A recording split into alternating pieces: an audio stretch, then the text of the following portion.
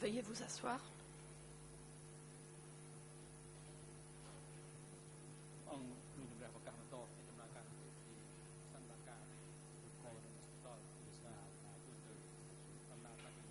L'audience est ouverte.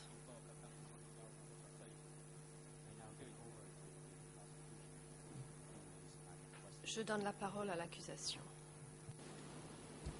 Merci, Monsieur le Président. Monsieur le témoin, vous nous avez dit avoir contribué à l'organisation de certains banquets, de certains événements. Vous avez parlé de projections de films, etc.,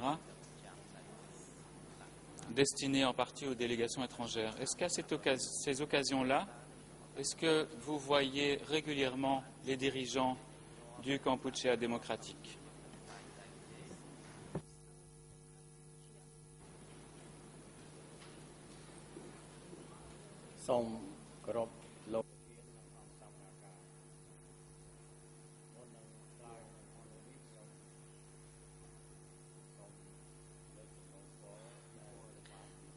Mesdames, Messieurs les juges, avant de répondre à cette question, je voudrais faire une proposition après avoir consulté mon avocat. Je tiens à clarifier le terme utilisé, chef de protocole. En réalité, à cette époque, j'étais chargée d'une section du service de protocole et j'avais des supérieurs hiérarchiques. Le mot directeur décrit une personne qui surveillait l'ensemble du service. Ceci ne relevait pas de mes responsabilités. Je ne voudrais pas qu'il y ait un malentendu ou que l'on pense que j'étais la personne responsable de ce service.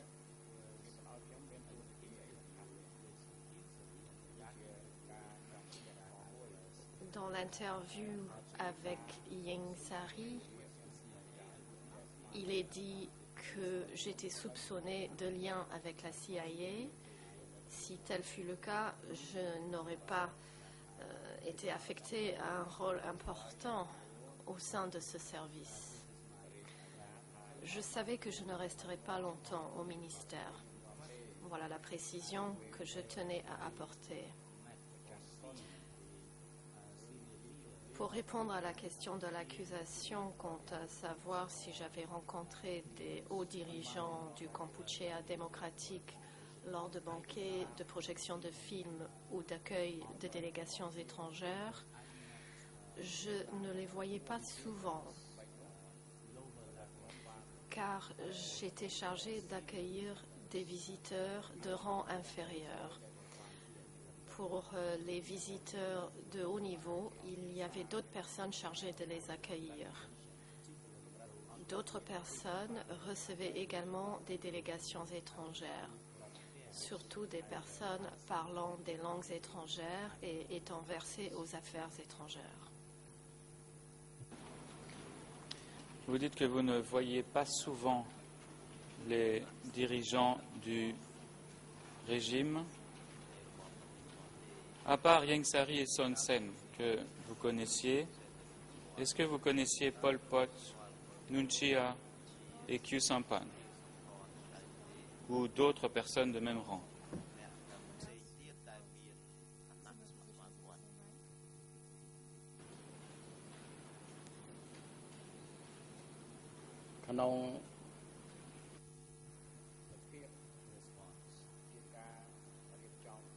Réponse.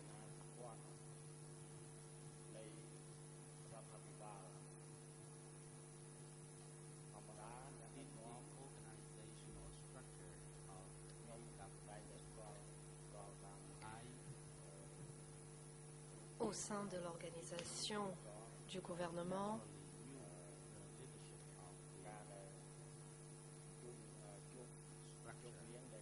je savais bien sûr qui dirigeait cette organisation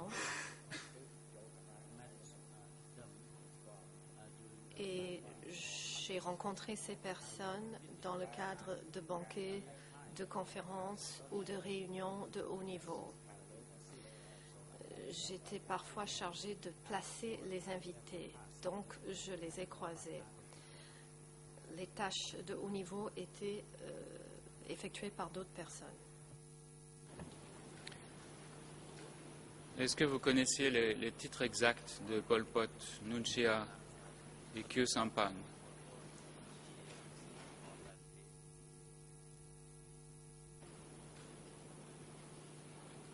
បាទស្គាល់តាមរយៈដែលទទួលការអឺ Réponse.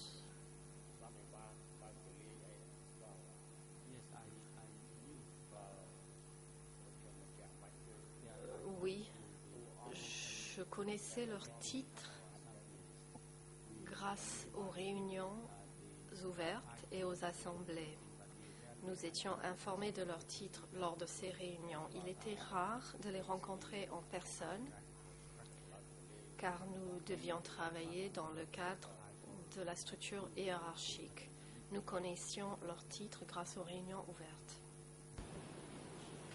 Pourriez-vous préciser rapidement les titres de ces personnes que j'ai citées, que ce soit clair? Merci.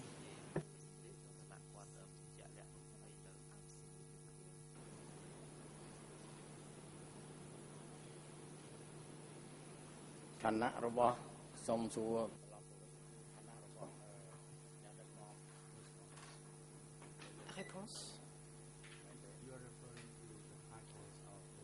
Vous faites référence au titre des hauts dirigeants. Le président.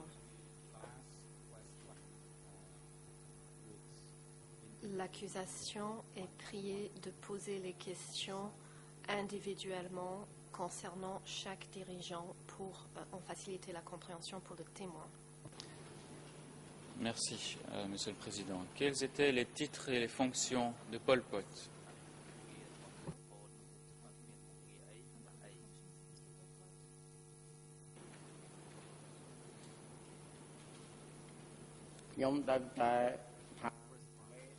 Réponse. Tout ce que je sais, c'est que c'était la personne la plus haut placée.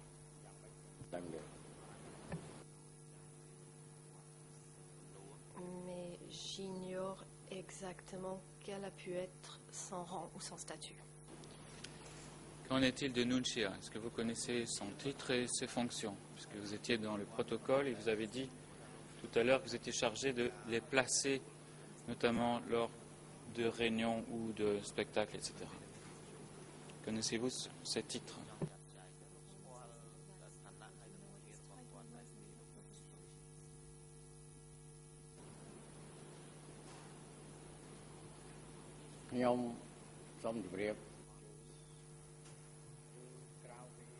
Réponse.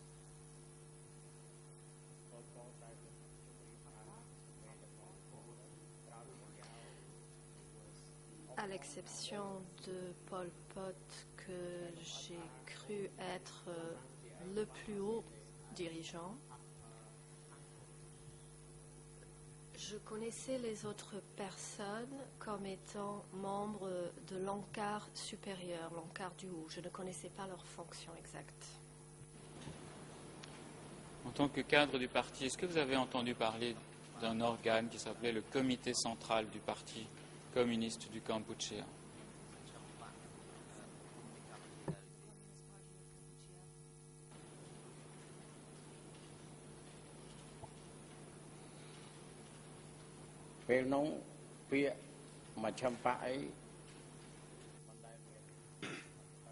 Réponse.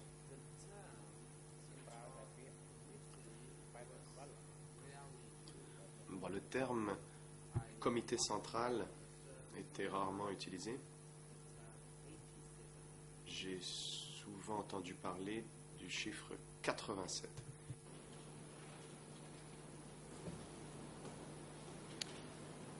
Saviez-vous où travaillait les hauts dirigeants du Kampuchea démocratique? Est-ce qu'il y avait des endroits spécifiques où ils travaillaient, où ils se réunissaient? Et je vise Pol Pot, Nunchia, Ieng Sari et Khieu Samphan, par exemple.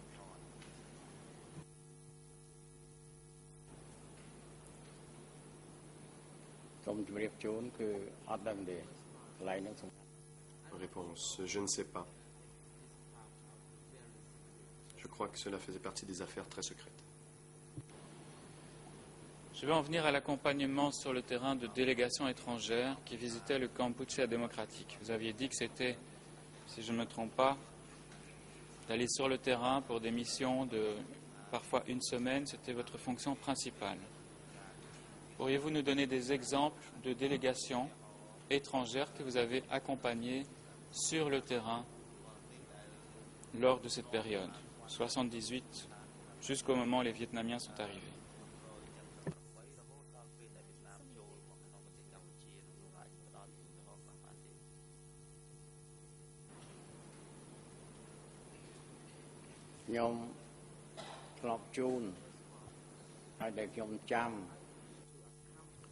Réponse. J'accompagnais des gens. Je comprenais des Belges, 3 Belges, des hommes et des femmes. Je ne me souviens pas de leur nom.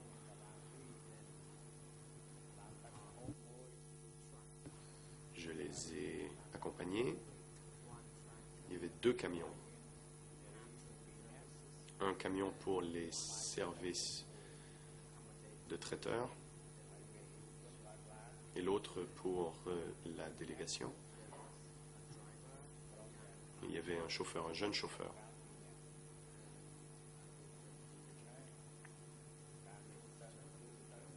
Et j'étais assis à côté du chauffeur et nous accompagnions les invités. Les routes étaient en mauvais état après la guerre. C'est pourquoi j'ai dit que ça pouvait prendre environ une semaine pour atteindre notre destination.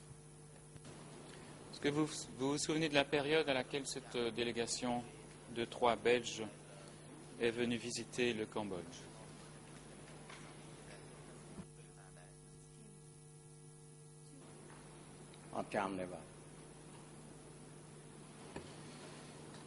Lorsque vous visitiez le terrain, qu'est-ce que vous visitiez exactement? Et quelle région vous visitiez avec cette délégation belge? Quelle région avez-vous visité? Quel type de cellules avez-vous visité avec eux?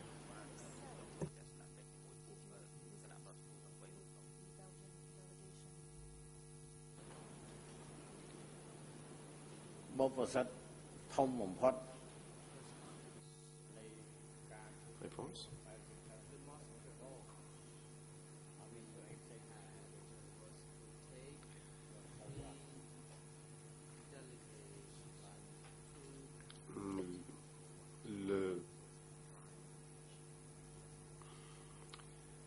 La destination la privilégiée était lorsque l'on accompagnait les délégations Angkor Wat. C'était la destination la plus prisée.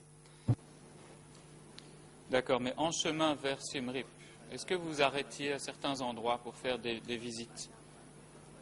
Ça pouvait être des fabriques, des usines, des coopératives, je ne sais pas, n'importe quel type d'unité de ce type-là.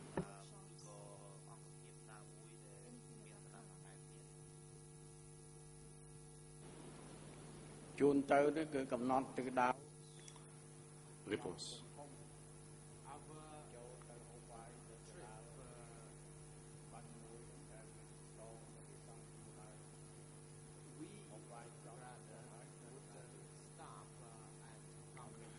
Nous arrêtions à Kampong Thom pour prendre un repas. Puis on continuait jusqu'à Siem Reap sans nous arrêter. Nous devions nous assurer d'arriver à Siem Reap avant la tombée de la nuit. Pour les besoins de la transcription aussi, pour rafraîchir la mémoire du témoin, il y a un document FIBIS qui porte la référence E3-75 et D262.44 qui date d'août 1978. Ce document fait abondamment référence à cette visite d'une délégation de l'association belgo-cambodgienne qui a eu lieu du 22 juillet au 5 août 1978. Alors si l'on prend les différentes pages en anglais 0016 89 35 et aussi 0016 89 40 à 42, il est mentionné par Radio Phnom Penh que la délégation a visité les régions centrales et nord, ce qui comprenait une fabrique de médicaments, une fonderie à Kampong Cham, une usine de caoutchouc à Chamkar Amdong, la visite des barrages du 1er et du 6 janvier, la visite d'Angkor, ainsi que des cratères de bombes. Et par la suite, cette visite, selon Radio Phnom Penh, s'est poursuivie dans la zone du sud-ouest, à Takeo, une coopérative aussi de Ang Ta Som, et ensuite Kampong Som pour revenir à Phnom Penh. Est-ce que ce que je viens de décrire constituait un parcours classique pour une délégation étrangère en visite au Kampuchea démocratique? Est-ce qu'il y avait ces arrêts dans des fabriques, dans des usines ou à des barrages?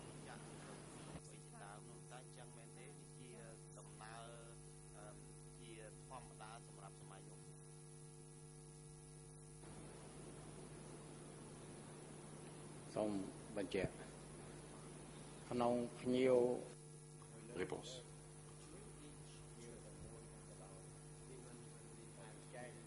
Lors des voyages, même s'il n'y avait qu'un seul visiteur,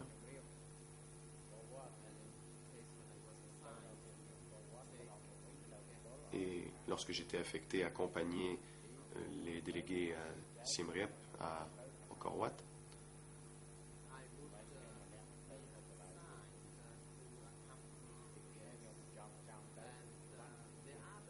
donc j'accompagnais ces invités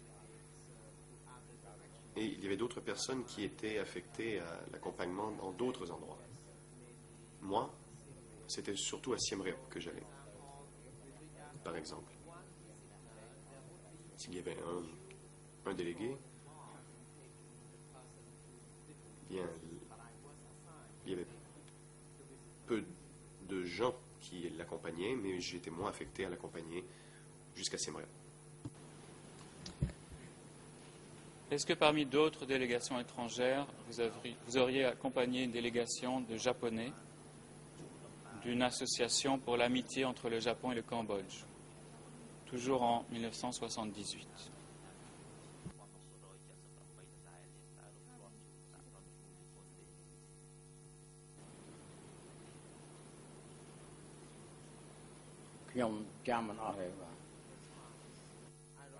Réponse. Je ne me souviens pas de tous les délégués. Je voudrais, Monsieur le Président, pour rafraîchir la mémoire du témoin pour les besoins de la transcription, mentionner tout d'abord que figure au dossier la transcription de 3 émissions de radio japonaise, de la radio japonaise Tokyo Kyodo, des émissions qui datent des 13, 14 et 15 octobre et qui apparaissent dans le document FIBIS E3-2 94 294 et D262.46. Alors le nom du témoin est mentionné à plusieurs reprises dans ces émissions de radio japonaises et avec votre autorisation, il me paraît très normal de lire 2 extraits de cette émission de radio et demander la réaction aux témoins par rapport à cela. Donc je voudrais vous demander l'autorisation de pouvoir le faire.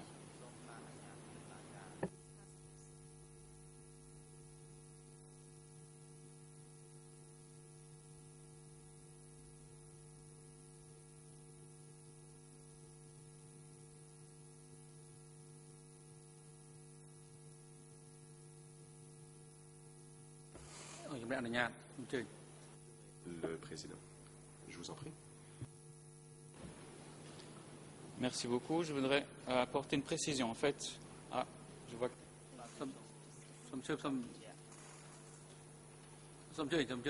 Le président.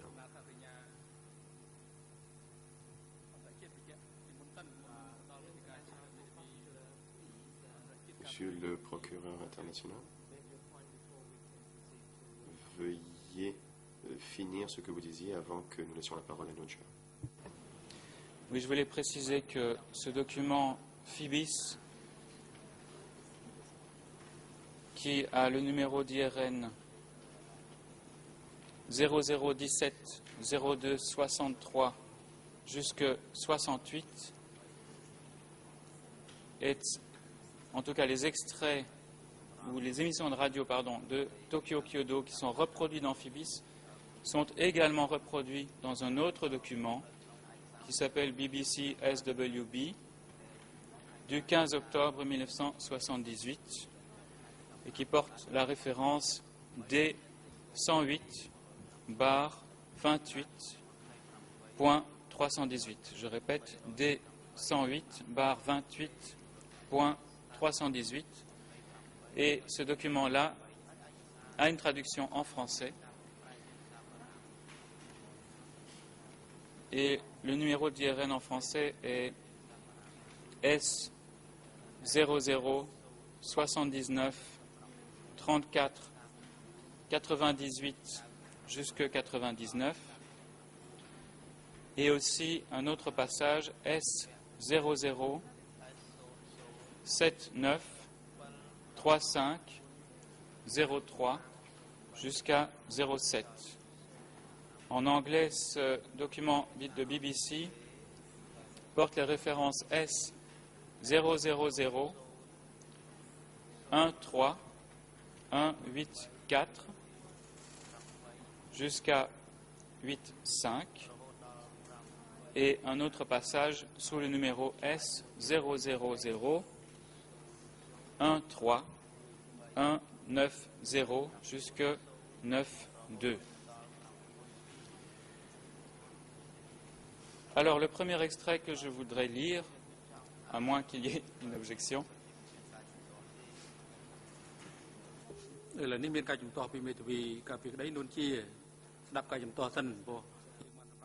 président.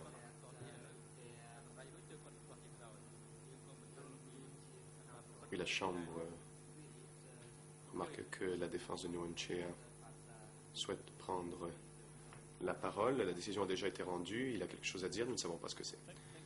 Maître Pessman. Je vous remercie, Monsieur le Président. Je n'ai pas d'objection, mais plutôt une demande. Il me serait utile si le passage pouvait être affiché à l'écran pour que toutes les parties puissent le voir, pas pour le témoin, mais pour les parties. C'est beaucoup plus facile pour moi de suivre une citation si je peux aussi la lire.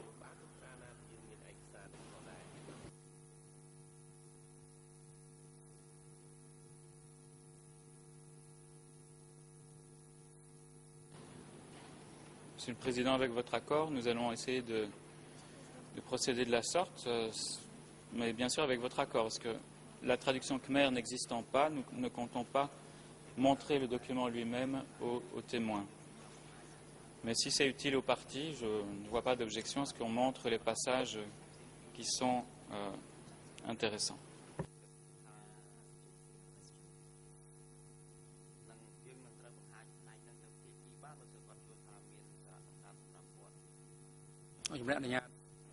Le président.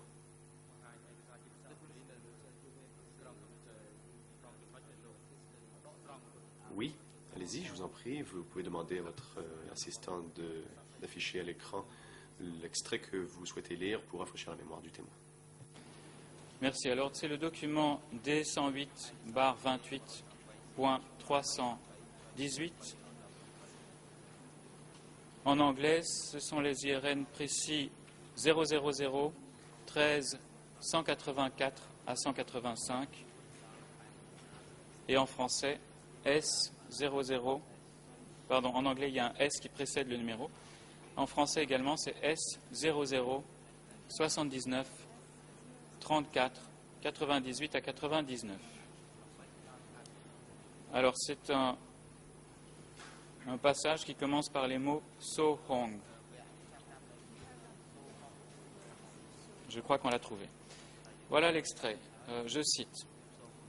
Donc c'est les Japonais qui font rapport sur leur visite au Kampuchea démocratique. Donc je cite.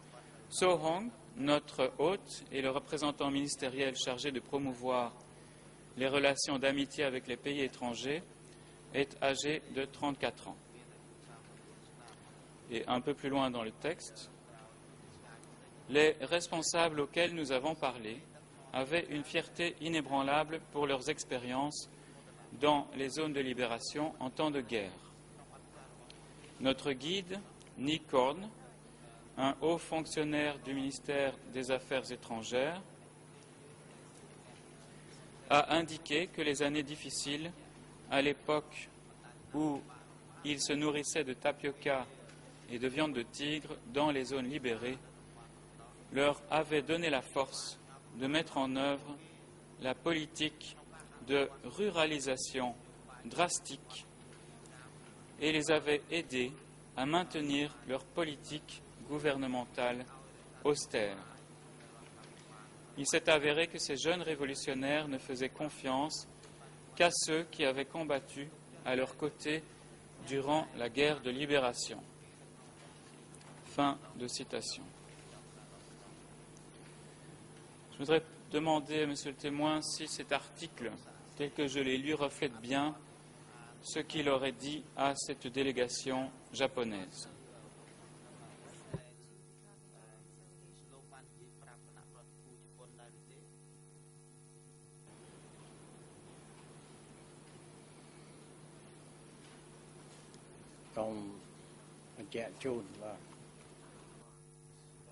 Réponse.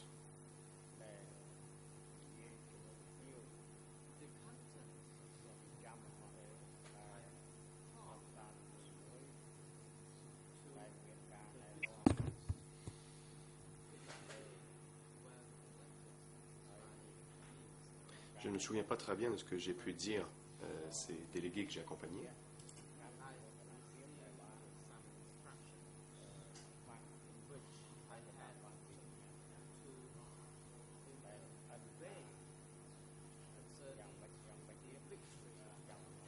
J'ai reçu les instructions selon lesquelles je devais parler des victoires que nous avions accomplies. Je devais en parler aux invités.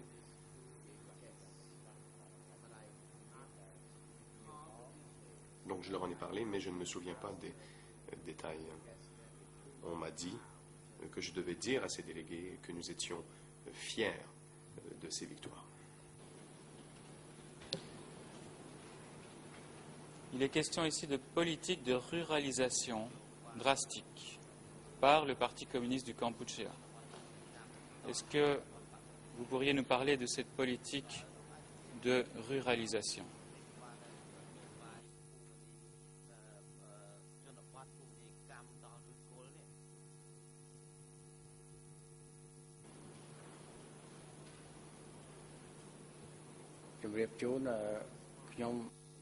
Réponse.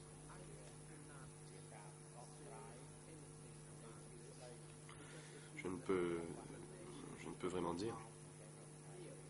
C'est l'explication d'une théorie. Et je ne saurais faire cela. Je voudrais lire un deuxième extrait de ce même document à la page en anglais S000 13190 et en français 007935 03 jusqu'à 04. Je pense qu'on peut afficher la page en anglais en question. Il est dit ceci dans cet article rédigé donc toujours par ces Japonais de l'Association pour l'amitié entre le Japon et le Cambodge, qui était dirigé par un monsieur Kozo Sasaki. Je cite, Nikan, le représentant du ministère des Affaires étrangères qui nous accompagnait dans notre tournée nous a expliqué que la plupart des gens, et on parle ici de l'évacuation de Phnom Penh, nous a expliqué que la plupart des gens étaient partis sans résistance et avaient pu rentrer dans leur village d'origine. Il nous a également parlé d'une redistribution quelques semaines plus tard, évoquant apparemment la suppression forcée des classes capitalistes moins coopératives. Et plus loin sur la même page, je cite, « Nikon a indiqué que les problèmes rencontrés par le Vietnam avec sa population chinoise ne touchaient pas le Cambodge, parce que tous les peuples au Cambodge, y compris les Chinois, sont traités de manière égale. » Il a reconnu que les quelques personnes qui jouissaient de privilèges particuliers à la veille de la libération avaient eu du mal à s'adapter. Mais il a souligné que dans le Cambodge révolutionnaire, les privilèges d'autrefois n'étaient plus d'actualité. Fin de citation.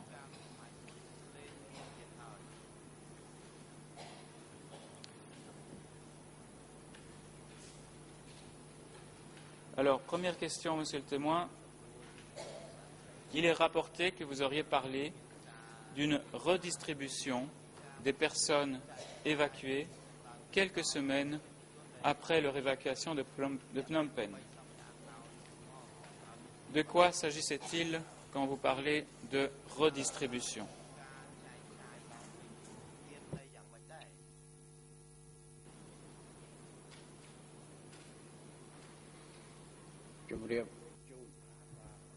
Réponse.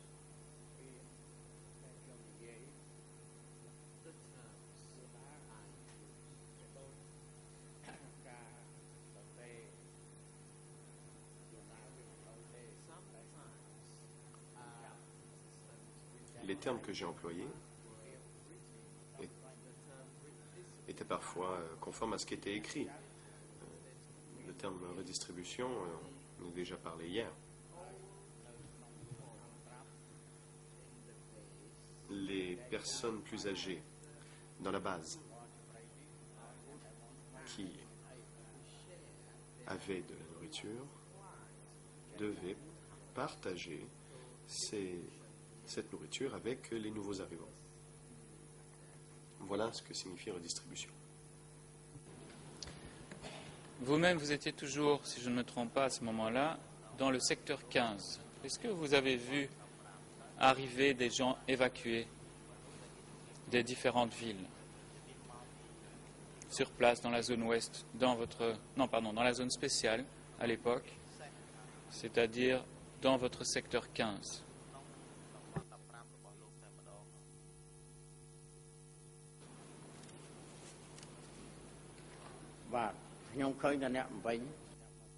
Réponse. Je n'ai vu que des gens quitter Phnom Penh sur la route nationale numéro 5 et qui se dirigeaient vers le secteur 15. J'ai aussi vu des gens emprunter la route 4 dans les rizières. Donc au secteur 15, il n'y a pas eu d'évacués qui se sont installés sur place, dans les villages, dans ce secteur qui par la suite est devenu secteur 32. Vous n'en avez pas vu le peuple nouveau s'installer sur place?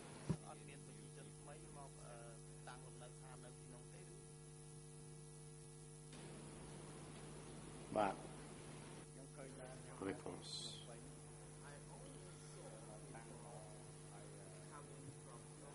J'ai vu des gens venir de Phnom Penh pour s'y établir et ces gens ont été reçus par le peuple de base, mais je n'ai vu personne d'autre à part les gens qui venaient de Phnom Penh. Pourquoi dites-vous que les privilégiés qui résidaient dans la ville de Phnom Penh avait eu du mal à s'adapter. En tout cas, c'est ce qui est rapporté dans cet article par les Japonais.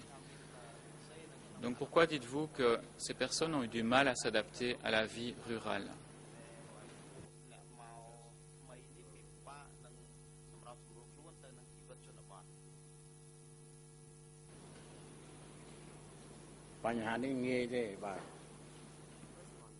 Réponse. Je ne crois pas qu'il soit difficile de répondre à cette question. Les citadins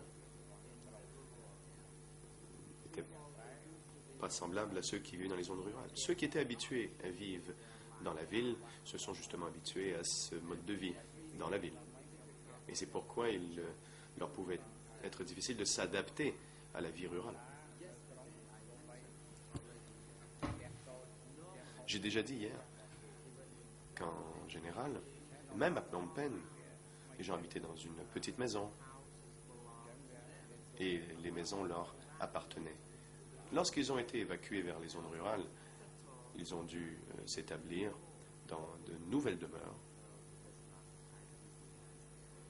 Et la vie n'était peut-être pas aussi facile que dans leurs anciennes demeures. Vous nous avez dit tout à l'heure que vous avez accompagné de nombreuses délégations dans diverses régions du pays. Vous avez surtout mentionné Siem Reap et dans les bases. Est-ce que vous avez constaté quelque chose durant toutes ces visites en 1978 concernant l'état de santé des habitants et des travailleurs dans les bases? Qu'est-ce que vous avez vu qui vous aurait frappé concernant cet état de santé de ces habitants?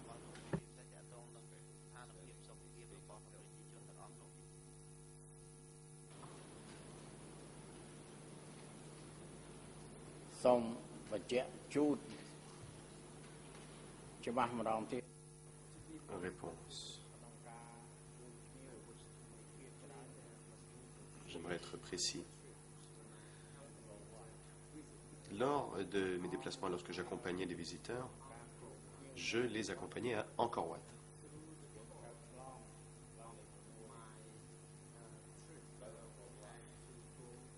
Et lors de ces voyages, il fallait emprunter la route nationale numéro 6.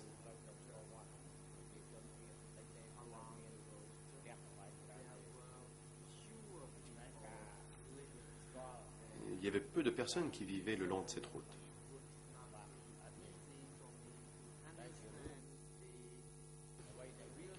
Donc il était difficile pour moi de connaître la situation concrète des habitants qui habitaient sur le bord des routes, mais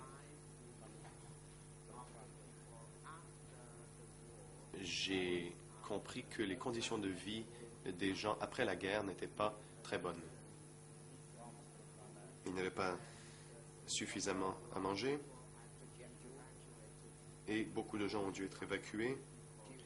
Et l'arrivée de ces personnes nouvelles aux nouveaux endroits a ajouté à ce fardeau, à cette difficulté de nourriture. Comment avez-vous remarqué que les habitants ne mangeaient pas suffisamment? Et je parle des visites que vous faisiez en 1978. Quels étaient les signes qui montraient que les habitants ne mangeaient pas assez?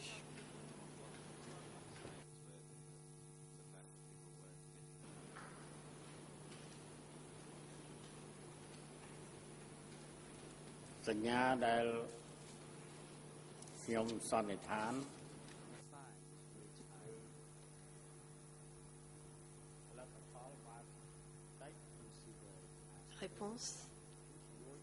Les signes que j'ai pu constater, bien d'abord, le rendement de la production était minime alors qu'il y avait de nombreuses bouches à nourrir. C'est pour ça que j'en ai conclu ainsi. Est-ce que les personnes étaient maigres, d'après ce que vous aviez vu?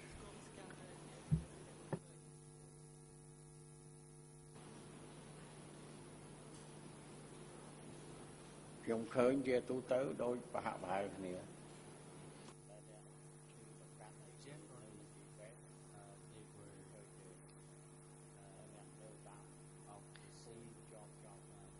Réponse. De façon générale, ils étaient dans le même état. Je n'ai pas pu voir les patients hospitalisés, mais les gens que je voyais le long des routes étaient dans le même état, dans un état similaire.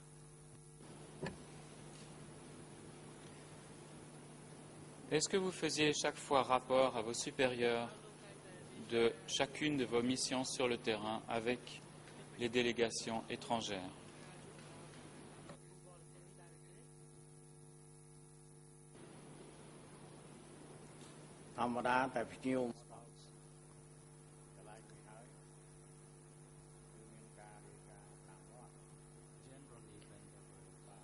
Réponse. Généralement, lorsque on recevait des invités, il y avait un rapport à soumettre aux autorités supérieures. L'on me demandait par exemple comment se déroulait la visite, comment étaient les repas qui leur ont été servis. C'était ce genre d'éléments qui devaient être dans mon rapport.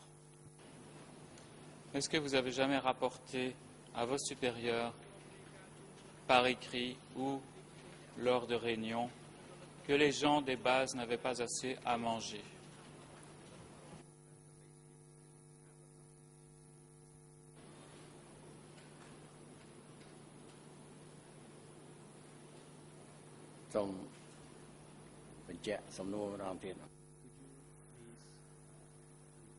Réponse. Pourriez-vous répéter la question?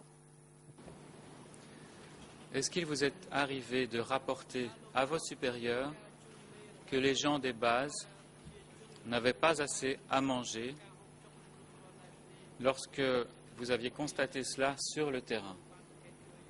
Et je disais, ce rapport pouvait être fait peut-être par écrit ou de manière orale lors de réunions.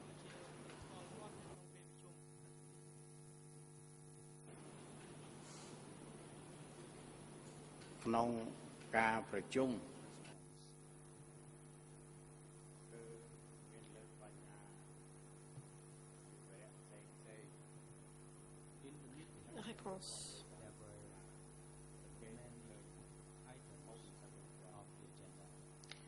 Il y avait de nombreux points à l'ordre du jour des réunions. De temps à autre, j'ai soulevé la question des rations alimentaires des gens des bases, mais je n'ai pas soulevé cette question fréquemment. Cela dépendait de la situation si cela s'y prêtait. Pour en revenir simplement au rapport que vous faisiez de vos visites, est-ce que vous faisiez ces rapports une fois rentré à Phnom Penh, au ministère des Affaires étrangères, ou bien vous arrivait-il de faire certains rapports alors que vous étiez encore sur le terrain, par télégramme?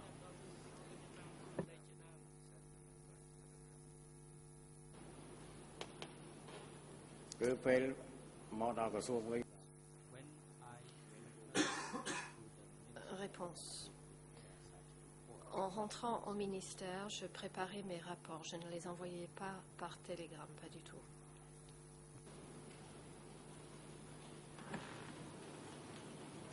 Est-ce que, monsieur le témoin, vous avez accompagné une délégation de journalistes yougoslaves durant leur visite du pays au début de l'année 1978? Est-ce que vous vous en souvenez?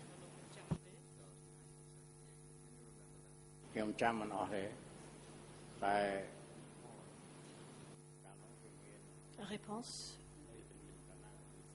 Je ne me souviens pas de toutes les visites. À cette époque, on recevait bien sûr des visiteurs yougoslaves.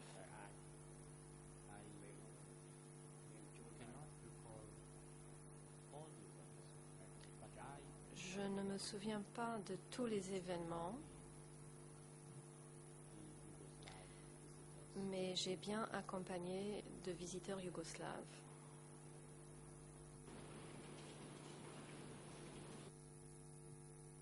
Merci. Je voudrais montrer aux témoins un document, Monsieur le Président, avec votre autorisation et le projeter à l'écran. Il s'agit du document E3/1112 qui porte aussi la référence D252.12. Alors, les IRN existent en anglais et en khmer, et je vois aussi qu'on a reçu une traduction française la semaine dernière. Donc en anglais, les IRN sont 0043 48 61 jusque 63, c'est un document de 3 pages. En khmer, 000 20 960 jusqu'à 62. Et en français, 00 81 00 29 jusqu'à 32. Est-ce que j'ai l'autorisation, Monsieur le Président? អង្គជំនុំអនុញ្ញាតមន្ត្រីរដ្ឋបាលតុលាការទទួលឯកសារជា Le Président, vous avez l'autorisation. Huissier d'audience, veuillez présenter le document au témoin. L'assistant va projeter le document à l'écran.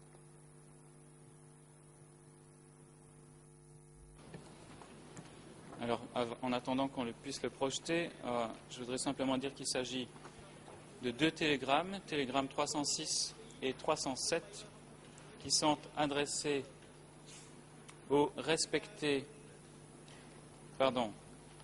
à l'attention de Bang Van, bien-aimé, adressé par un certain Korn le 12 mars 1978, ou, s'agissant du télégramme 307, on ne sait pas quand il a été envoyé, mais on sait qu'il a été reçu le 15 mars 1978.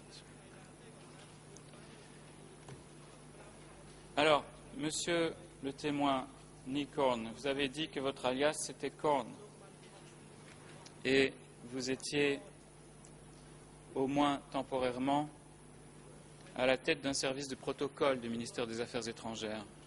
Je voudrais savoir si c'est vous qui avez adressé ces 2 télégrammes aux frères Van en mars 1978. Je vous laisse le temps de lire le télégramme, les 2 télégrammes, et de me donner la réponse.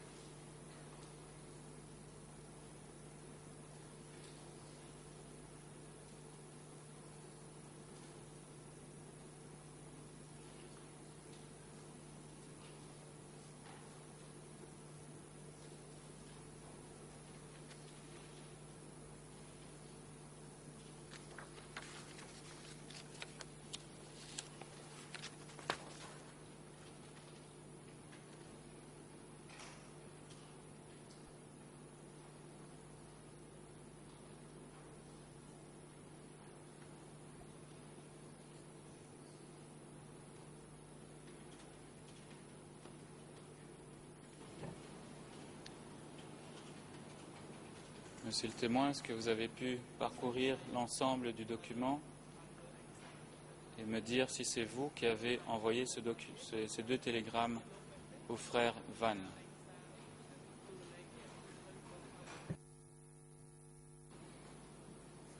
ក្រោយបានខ្ញុំបានពិនិត្យត្រួស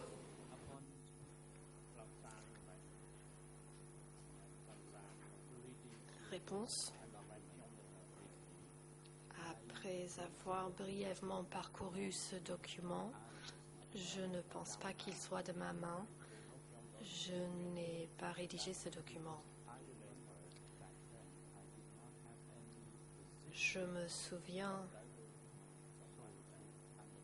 qu'à cette époque, ce n'était pas mon rôle. Ce document n'est pas de moi. Est-ce que vous connaissiez d'autres personnes qui s'appelaient Korn au sein du service du protocole du ministère des Affaires étrangères qui étaient susceptibles de faire rapport concernant les interviews que les journalistes yougoslaves avaient eues avec un certain nombre de personnes sur des chantiers lors de leur visite?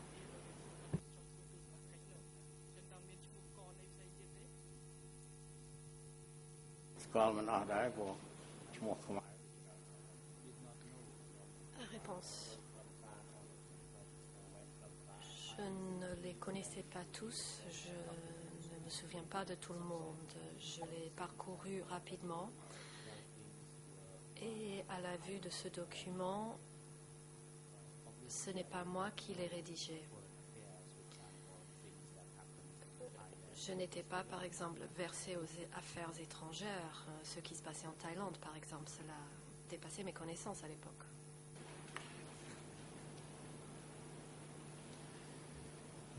Est-ce que vous pourriez tout de même nous dire qui, au sein du ministère, était appelé le frère Van?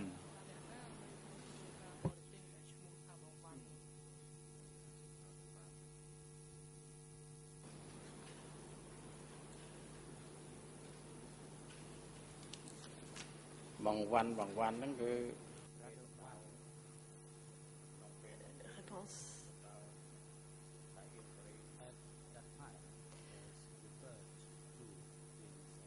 Le frère Van, à l'époque, faisait référence à Ieng Sari.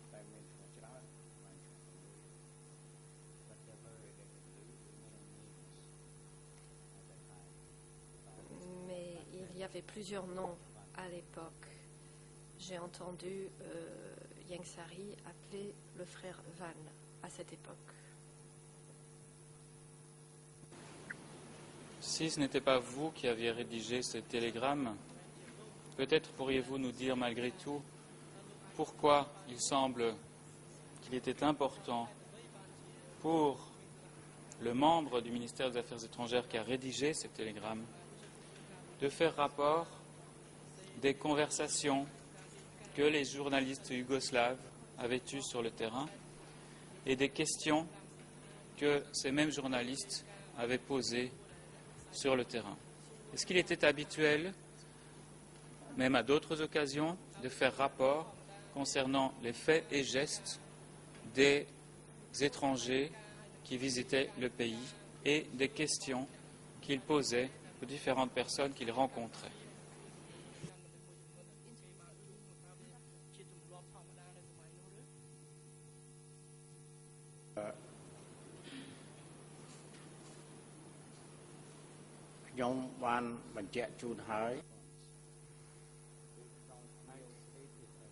Réponse.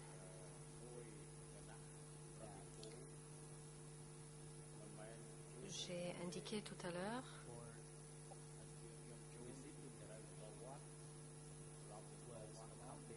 que les délégations étrangères étaient accompagnées par d'autres membres du protocole.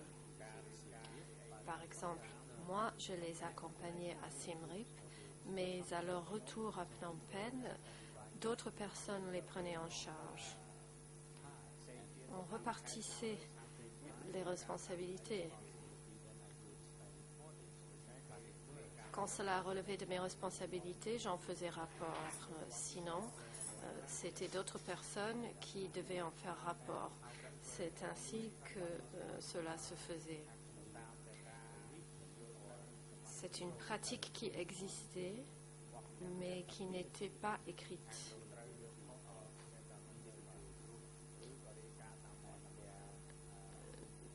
Tout dépendait des capacités de chaque groupe et leurs impressions de chaque visite. Parfois, les rapports se faisaient verbalement. D'accord, j'ai encore 2 autres documents à soumettre aux témoins avant la pause de midi. Le premier, Monsieur le Président, c'est le document E3/1113, également D252.13, qui date du 15 mars 1978. Il s'agit du télégramme 61, adressé le 15 mars 1978 par un dénommé Korn aux frères respectés et bien-aimés concernant toujours la visite des journalistes yougoslaves au nord-ouest du pays. Est-ce que j'ai l'autorisation de lui montrer et de le projeter à l'écran?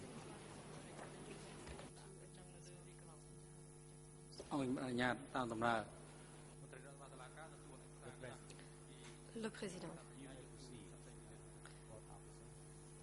vous avez l'autorisation. Huissier d'audience, veuillez transmettre le document au témoin.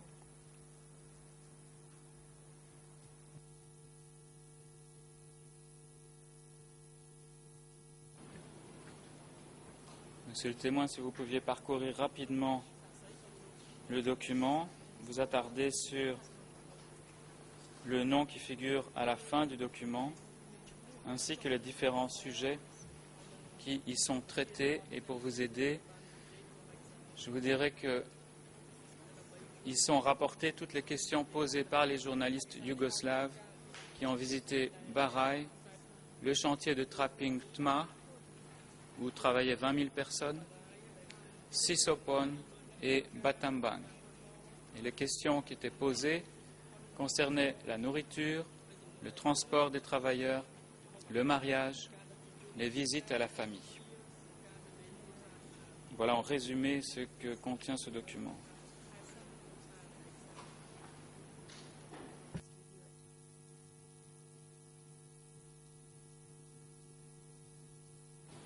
Donc, est-ce que vous pourriez nous dire si c'est vous qui avez envoyé ce télégramme à l'attention du Bang, très respecté et bien-aimé?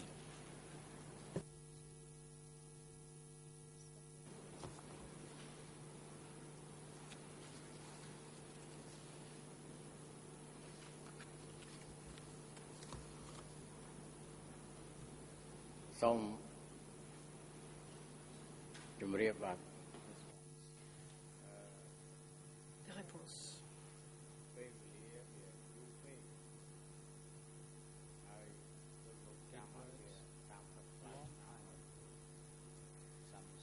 C'était il y a longtemps, plus de 30 ans.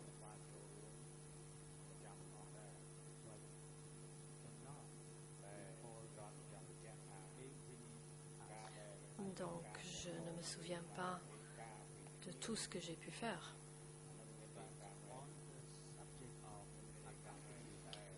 Mais au sujet de l'accompagnement des invités et des rapports que j'en faisais,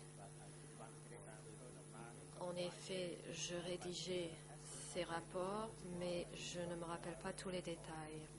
Il s'agissait surtout de parler du bien-être des invités et de donner mes impressions et mes observations concernant la visite. À mon retour, j'en faisais rapport aux autorités supérieures et je décrivais la visite.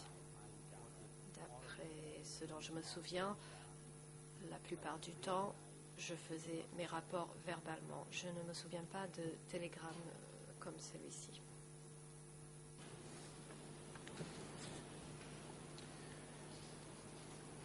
Je voudrais simplement, vous ne vous en souvenez pas, mais vous n'excluez pas, il me semble que cela puisse avoir été vous.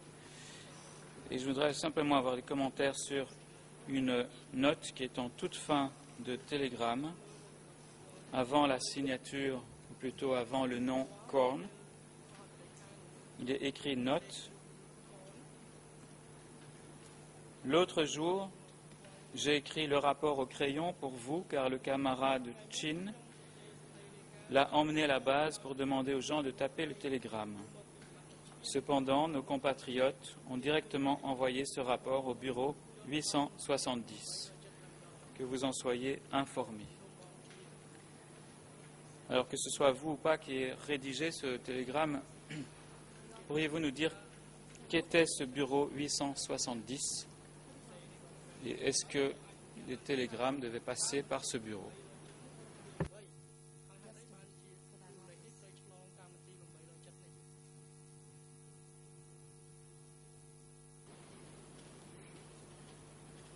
From Budget June.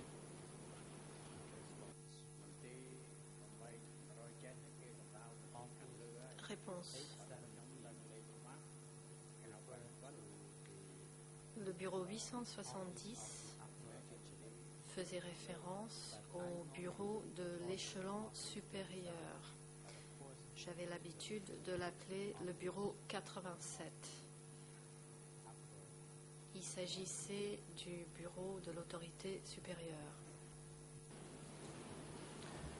Est-ce qu'en règle générale, les télégrammes qui étaient destinés à des individus, des hauts dirigeants du régime, devaient nécessairement transiter par le bureau 870 avant d'arriver à leur destinataire précis?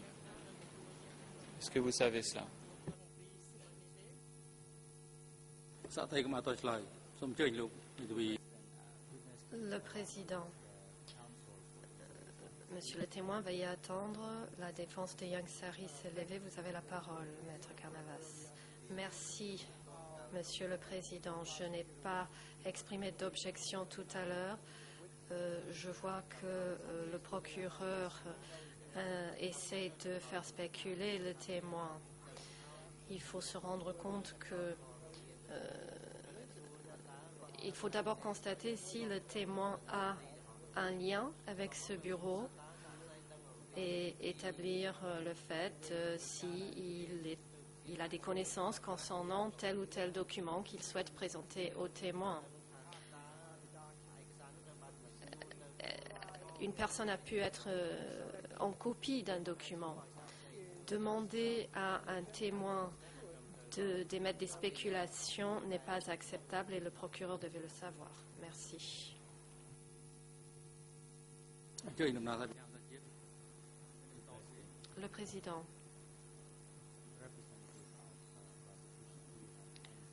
L'accusation, avez-vous quelque chose en réponse à dire? Monsieur le Président, il ne reste que 5 minutes. Je voudrais montrer un autre document, donc je ne vais pas insister sur cette question-là. Mais je voulais simplement demander, peut-être quand même, de manière générale, est-ce que les télégrammes qui étaient envoyés à destination du ministère des Affaires étrangères étaient adressés au bureau 870? Est-ce que le témoin connaît cette information ou pas? S'il ne la connaît pas, il peut nous le dire, il n'y a pas de problème.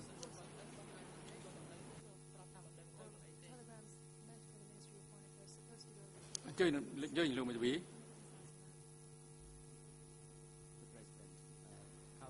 président, maître, vous avez la parole. La défense. C'est pour cela que j'ai objecté. Le procureur sait qu'il n'a pas établi de fondement. Il essaye d'extraire des informations de la part du témoin. Est-ce que ce témoin dispose de ces informations? Il pourrait lui poser cette question. Il a commencé par lire le télégramme. Ce n'est pas honnête. À mon avis, c'est une manière malhonnête d'essayer de placer des informations. Il aurait pu lui demander s'il avait connaissance du bureau 87, s'il avait connaissance de son fonctionnement, comment il l'a su et quelle était la procédure pour les télégrammes. Se contenter de lire un document, le président. Veuillez préciser votre objection et soyez bref. Et calmez-vous et faites attention aux termes que vous utilisez. Ces termes doivent être appropriés. Soyez bref, je vous en prie. Les objections doivent être concises car nous devons avancer plus rapidement.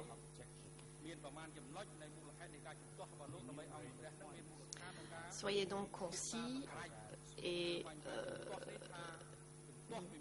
décrivez les points que vous souhaitez présenter afin que la Chambre puisse décider de faire droit ou non à votre objection afin de pouvoir avancer.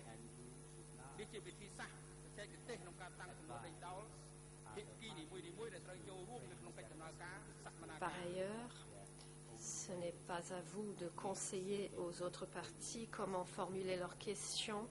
Ils peuvent très bien avoir des raisons pour formuler leurs questions de la sorte. La défense. Ce n'est pas à moi de conseiller au procureur comment poser une question, mais vu son expérience et son rang, je pense qu'il devrait savoir comment se comporter et comment déposer des témoins. Il n'a pas créé de base. L'interprète signale que le micro s'est éteint.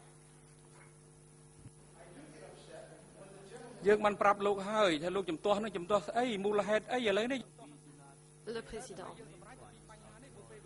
nous n'avons toujours pas compris votre objection. Quels sont les points principaux de votre objection pour que nous puissions prendre une décision?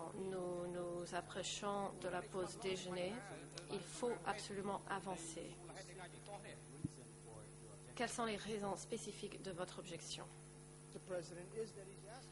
La défense. La raison, Monsieur le Président, c'est qu'il demande aux témoins d'émettre des spéculations. Il n'a pas établi de fondement. La technique n'est pas idoine et le procureur le sait. J'objecte et je demande une décision. Sinon, nous pourrions présenter toutes sortes d'informations à un témoin et demander au témoin de le valider pour qu'un document devienne une preuve. Ce n'est pas correct.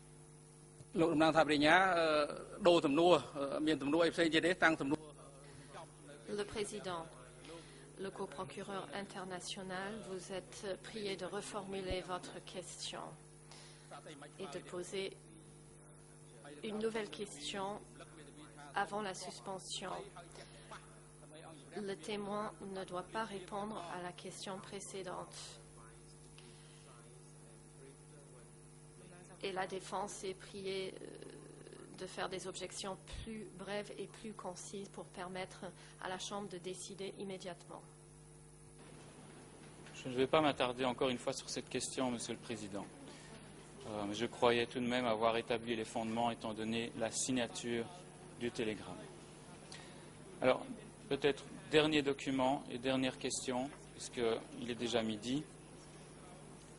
Est-ce que, Monsieur le témoin, vous auriez rencontré en décembre 1978, un mois avant l'attaque finale des Vietnamiens, 2 journalistes américains et un professeur britannique? Et je vais vous donner directement les noms. Il y a notamment le professeur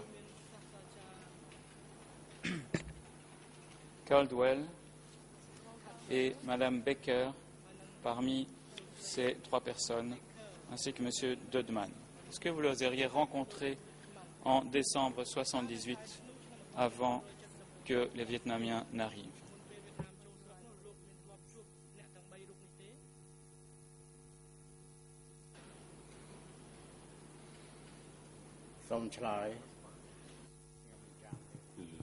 Réponse.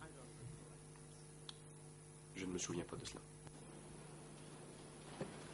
Est-ce que, Monsieur le Président, je pourrais montrer un tout dernier document qui ne fait qu'une page et demie à Monsieur le témoin pour lui rafraîchir la mémoire? Il s'agit d'un document qui qui est adressé aux chers respectés frères le 8 décembre 1978 et dont les auteurs sont Kahn et Moot et qui parle des demandes formulées par le professeur Caldwell, Dodman et Madame Becker quant à leur visite. Le document est le E3/1156 et D366/7.1.214.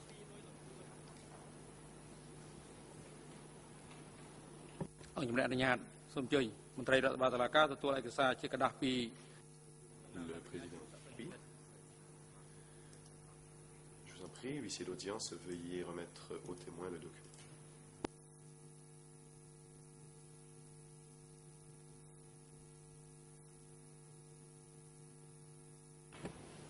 Je vais laisser quelques secondes à Monsieur le témoin pour parcourir le document, bien entendu, et nous dire si il a pu rencontrer ces personnes avec un dénommé Moot et en faire rapport au ministère des Affaires étrangères.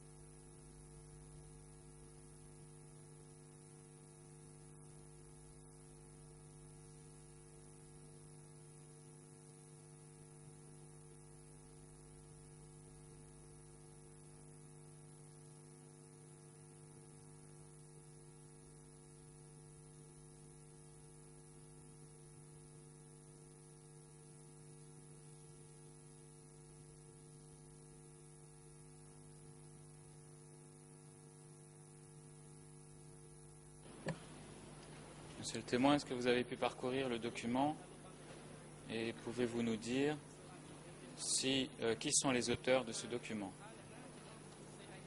Qui sont Kahn et Moot qui ont écrit ce document le 8 décembre 1978?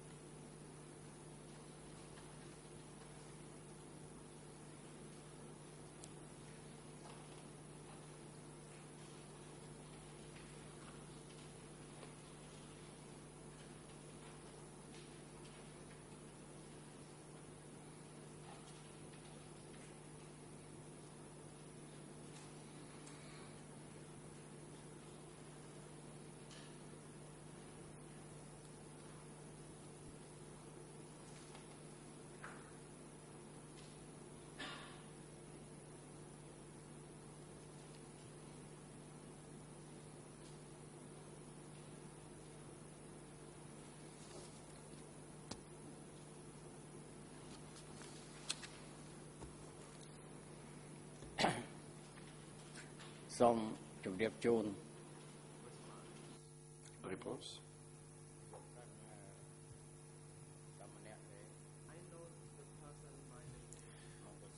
Je connais quelqu'un dénommé Moot au ministère. On l'appelait Moot.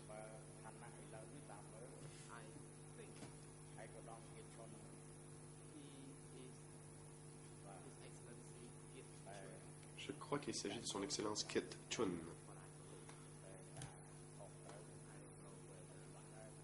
C'est ce que je crois, c'est possible que je me trompe. Mais je connais quelqu'un s'appelant Mout. Cette personne, c'est celle que je viens de vous dire.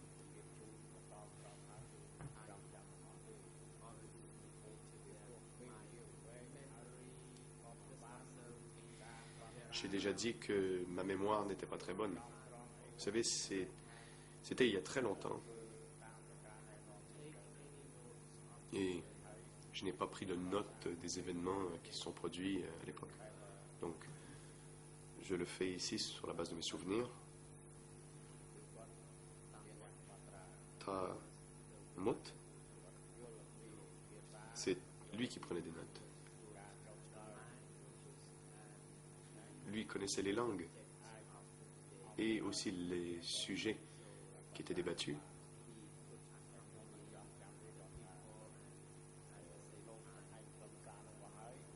Donc il pouvait accompagner des délégations et aussi prendre des notes.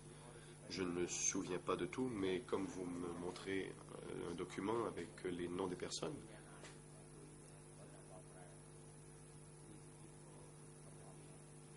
et je suis d'accord pour dire que ces personnes l'ont peut-être été là, comme il est indiqué.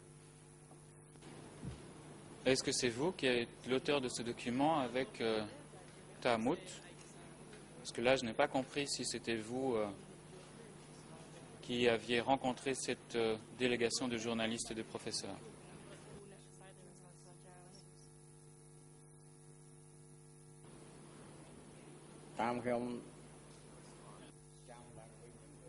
Réponse.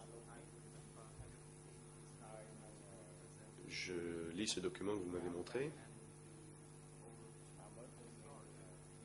et la vieille histoire, c'était moi et Tahamut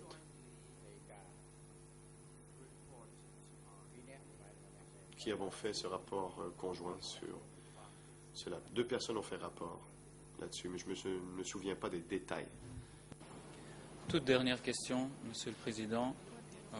Quant au contenu de ce document, dont vous dites être le co-auteur, le professeur et les journalistes ont demandé beaucoup de choses, dont le souhait de se rendre près des frontières lors de leur visite, d'aller à la campagne, de voir la vie quotidienne des habitants, de rencontrer de nombreux cadres dans toutes les villes, de visiter des coopératives, des prisons politiques, de parler aux gens séparément, de se renseigner sur la population Cham, sur les exécutions et aussi de rencontrer les dirigeants du pays, dont le Premier ministre, les vice-premiers ministres Yengsari et Son Sen, Bang Yengtirit, Kyu Punari, Nunchia, Sihanouk, Ho Yun et Ho Nim. Pourriez-vous nous dire comment la hiérarchie à qui vous avez adressé ce rapport a réagi face à toutes ces demandes formulées par ces journalistes et ce professeur? Est-ce que vous savez si ces visiteurs ont obtenu ce qu'ils voulaient? Est-ce qu'ils ont pu voir tout ce qu'ils demandaient?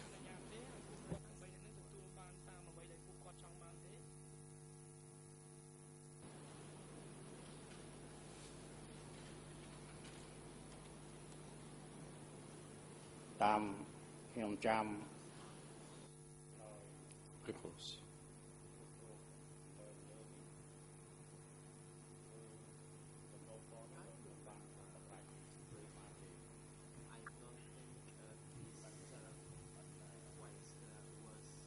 Je me souviens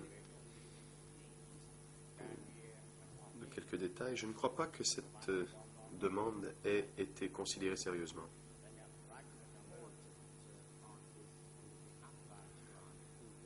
J'en ai simplement fait rapport à l'échelon supérieur qui prendrait la décision finale. C'est tout. Je vois qu'il est temps, Monsieur le Président, donc je vais m'arrêter là. Et je voudrais vous remercier pour votre patience et remercier également le témoin. Merci. គុណឥឡូវនេះដល់ Le Président. Merci.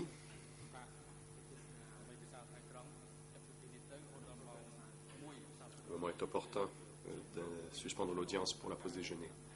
Nous allons donc suspendre les débats et reprendre à 13h30. Huissier l'audience, veuillez apporter votre soutien au témoin et son avocat pendant la pause déjeuner et vous assurer qu'il soit de retour au prétoire avant 13h30. La parole est à la défense de Nguyen. Maître Pressman. Merci beaucoup, Monsieur le Président. J'aimerais présenter la demande usuelle et pour les raisons usuelles pour permettre à mon client de suivre le reste des débats depuis la cellule de détention temporaire du tribunal. Le Président. Veuillez vous asseoir. La Chambre est saisie d'une demande présentée par la défense de Nguyen Chia, par laquelle Nguyen Chia demande à pouvoir suivre les débats depuis la cellule de détention temporaire pour le reste de la journée. Le Conseil de la défense a déjà indiqué qu'il remettrait le document de renonciation portant la signature de Nguyen Chia. La Chambre fait droit à la requête.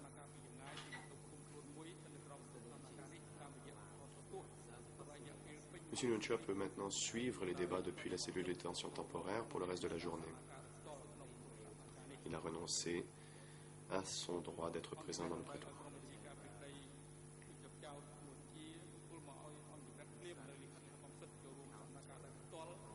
La Chambre demande à la défense de remettre le document de renonciation signé par l'accusé ou portant son empreinte digitale immédiatement. La Chambre enjoint maintenant l'unité de l'audiovisuel de s'assurer que le lien soit établi avec la cellule de détention temporaire, de sorte à ce que Nguyen Chia puisse suivre les débats depuis cette cellule de détention temporaire pour le reste de la journée. Garde de sécurité, veuillez accompagner les accusés aux cellules de détention temporaire du tribunal et ne conduire que sans pan au prétoire cet après-midi. L'audience est suspendue. Veuillez vous lever.